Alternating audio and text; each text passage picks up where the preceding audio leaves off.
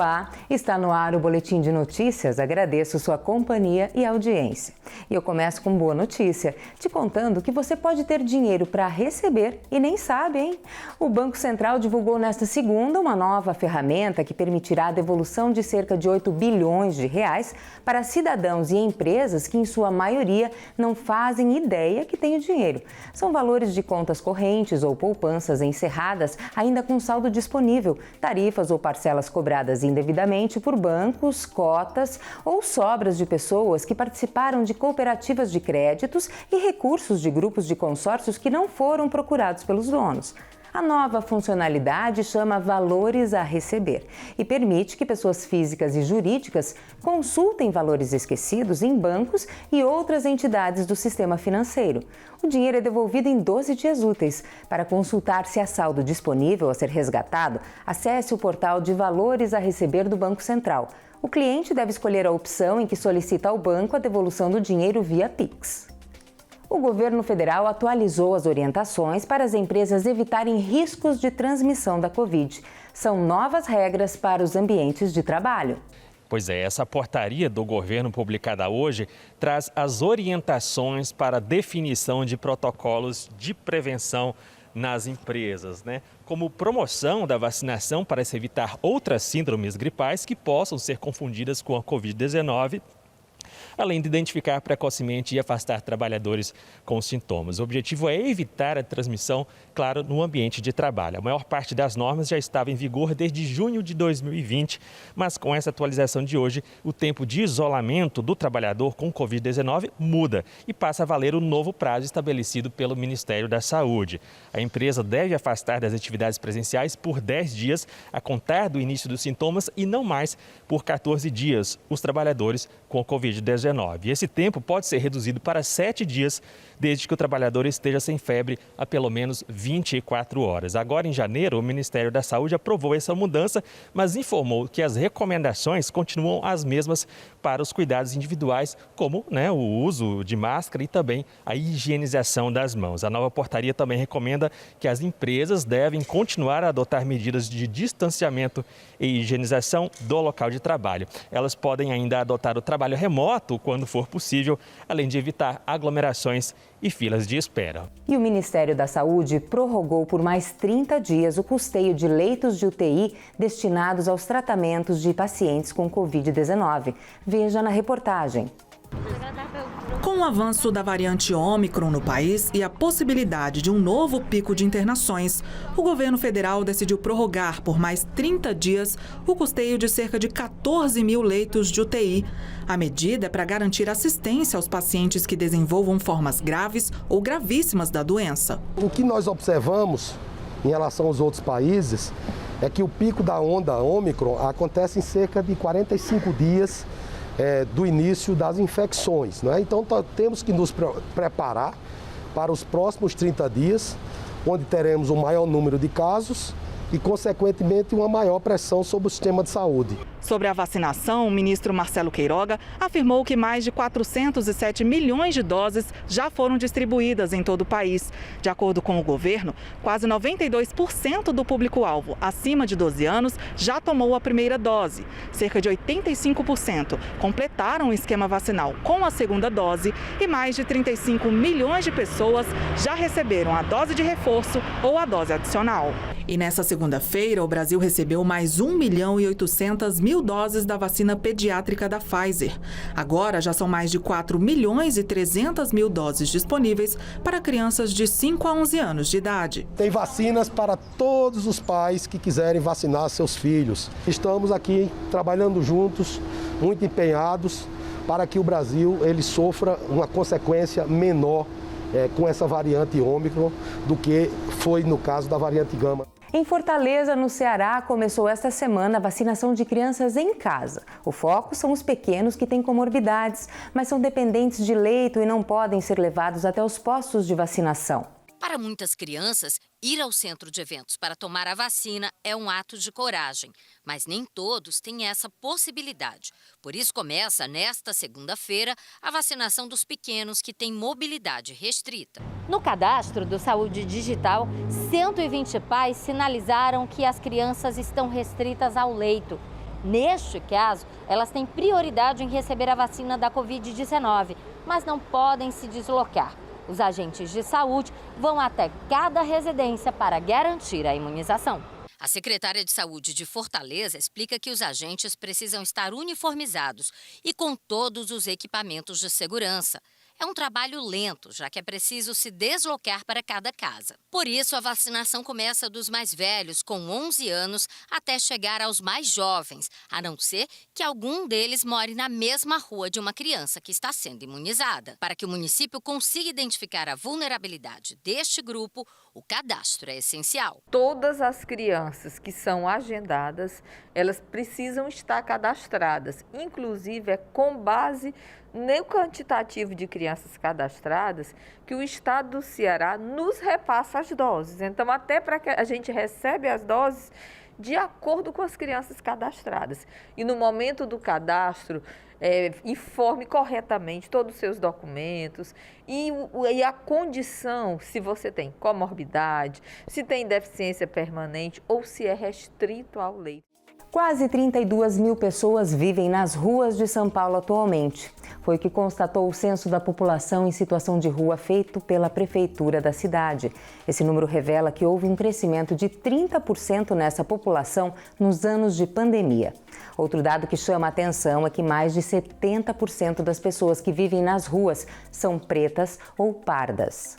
O levantamento, que foi feito entre outubro e dezembro do ano passado, mostra que 31.884 pessoas vivem nas ruas da capital atualmente. O último levantamento, de 2019, contabilizou 24.344 pessoas, um aumento de mais de 30% nos anos de pandemia. Ainda de acordo com o censo, mais de 70% das pessoas que vivem nas ruas são pretas ou pardas e os homens são maioria. A média de idade dessa população é de pouco mais de 41 anos. A maioria das pessoas que responderam ao censo, 60%, diz que prefere passar a noite nas calçadas do que nos centros de acolhimento. A Prefeitura informou que pretende reestruturar o sistema de abrigos para pessoas sem teto. Os cuidados para evitar a expansão da Covid-19 deram muito fôlego a um nicho específico do mercado, os alimentos preparados. Entre as opções que caíram no gosto do público estão as refeições prontas congeladas. O número de empresas especializadas nesse tipo de marmita cresceu em todo o país. Na casa do Sidney, cozinhar nunca foi um hábito, mas durante a pandemia, ele e a família passaram a consumir ainda mais comidas congeladas. Não lavar a panela, não cozinhar o feijão, lavar a panela do feijão, aí vale a pena. E normalmente a gente tem um pouco de pressa, né? Então tem que fazer as coisas rápidas para voltar, às vezes para uma reunião, às vezes para sair. Então acaba sendo bem mais prático comprar, já está lá, já sabe que está lá e come. As empresas que fornecem marmitas, comida congelada e outras refeições embaladas estão entre as mais numerosas do Brasil. São 348 mil, quase 3 vezes mais do que um ano atrás. A gigantesca maioria é de microempresas. Com a retomada de boa parte das atividades fora de casa, dá para perceber que esse hábito de pedir comida pronta ficou, mesmo com a redução do isolamento social. Este restaurante do bairro da Moca, em São Paulo, atende presencialmente, mas viu a procura por marmitas triplicar na pandemia. São até 1.000 quentinhas todos os dias. Aqui nesta cozinha industrial, chega por volta das 9, 9h30, a produção de marmitas fica a todo vapor. Mas para entrar aqui, a empresa é rigorosa em relação à higiene. Olha só, a proteção tem de ser dos pés até a cabeça. Lá atrás tem a área de manipulação de hortifrutis, de alimentos frescos ou frios. Depois eles são assados ou cozidos. Inclusive o cheiro está maravilhoso por aqui. Pesados, e aí as marmitas, que é a parte mais importante, são levadas para ultracongelador. Denise, obrigada, viu? Agora é pro chefe. Obrigado, Júlia. Tá pronto. Obrigado. Então ela é selada, fechadinha. E aqui outro tipo de selagem que a gente tem, ela é selada a vácuo, isso mantém em maior qualidade, no produto final e maior data de vencimento também. E essa embalagem pode ir tanto no micro-ondas quanto em banho-maria. Etapas necessárias para manter os nutrientes e a qualidade do alimento. Super importante o que a gente vai fazer em casa. Então, seguir as orientações da embalagem é fundamental. E atenção em casa, descongelar, congelar de novo, isso não é recomendado, não é ideal. Já ouviu falar em melatonina? É o chamado hormônio do sono que tem ajudado a melhorar o sono de muita gente. Conhecida como hormônio do sono, a melatonina é uma importante aliada para dormirmos bem. Produzida pela glândula pineal no cérebro, ela é liberada em momentos específicos. É um hormônio que nós mesmos produzimos, né? Esse hormônio, ele é conhecido como um hormônio que ajuda a regular o sono. Então, é um hormônio que é produzido em condições ideais, geralmente no final do dia, né, onde tem um nível de claridade diminuído. Geralmente, pacientes que têm a melatonina, um déficit na produção da melatonina, podem ser pacientes idosos que, com o passar do tempo, vão perdendo essa capacidade de produção desse hormônio, ou também esses pacientes que ficam muito expostos, ainda mais hoje em dia, né, com tela de luz azul do celular. O hormônio também auxilia outras funções do organismo. A imunidade, parte cardiovascular, né, parte do sistema digestório. Dormir bem ajuda no funcionamento ali de todo o organismo, de todos os sistemas, né, mas acho que principalmente nessa questão ali de imunidade. Quando você está com o sono regulado, você não vai também aumentar muito o hormônio do estresse, que é o hormônio do cortisol. Você vai regular esses outros hormônios também. E quando você não dorme direito, você desregula leptina, grelina, aumenta cortisol. Cortisol faz aumento de gordura corporal. Então, quando você dorme, na verdade, quando a gente tem essa produção boa de melatonina, você relaxa, tudo dorme, você consegue regular todas essas outras funções. Cansaço, falta de atenção e alterações de humor podem ser sinais da falta de melatonina. Por isso, temos que fazer nossa parte para ajudar o hormônio a agir. Ter horários regulares de deitar e levantar, principalmente não só nos dias de semana, mas também aos finais de semana, né? O organismo é acostumado com essa rotina, né?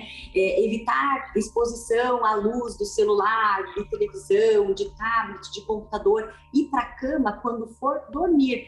A prática de atividade física aeróbica regular, não próximo, óbvio, do horário de dormir, mas ajuda também nessa questão de regulação do sono.